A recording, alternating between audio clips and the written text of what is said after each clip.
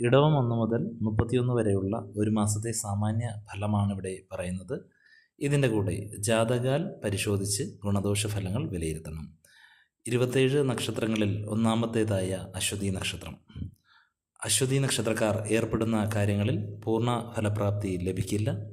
ആരോഗ്യസ്ഥിതി ഇടയ്ക്കിടെ പ്രതികൂലമാവും. യാത്രാക്ലേശം വർദ്ധിക്കും. അഗ്നി, വാഹനം ഇവയിൽ നിന്നും ആപത്തുണ്ടാകാതെ നോക്കണം. വിദ്യാർത്ഥികൾ അലസത വെടിയണം. സർക്കാരിൽ നിന്നും പ്രതികൂലമായ നടപടികൾ ഉണ്ടാകാതെ നോക്കണം.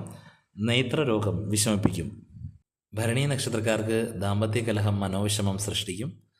ദമ്പതികൾ രമ്യതയിൽ വർദ്ധിക്കണം. ദീർഘദൂര യാത്രകൾ വേണ്ടിവരും. സ്വന്തം സ്ഥാനമാനങ്ങൾ സംരക്ഷിക്കുവാനുള്ള ശ്രമത്തിൽ മറ്റുള്ളവരുമായി അഭിപ്രായ വ്യത്യാസത്തിന് ഇടയുണ്ട്.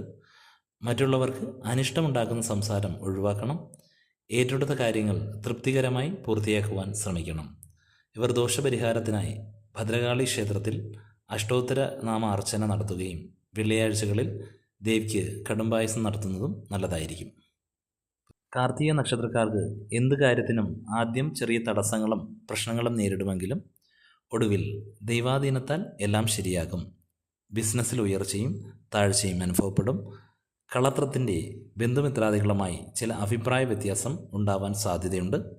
സന്താനങ്ങളുടെ ജോലിക്കാര്യത്തിൽ കൂടുതൽ ശ്രദ്ധ ചെലുത്തണം. ഇവർ ദോഷപരിഹാരത്തിനായി അടുത്തുള്ള സുബ്രഹ്മണ്യ സ്വാമി ക്ഷേത്രത്തിൽ ഒറ്റനാരങ്ങ സമർപ്പണവും ഭസ്മാർച്ചനയും നടത്തുക. ഓം വജത് ഭുവേ എന്ന ഭഗവാന്റെ മൂലമന്ത്രം 108 തവണ ജപിക്കുന്നത് കൂടുതൽ ഗുണം ചെയ്യും.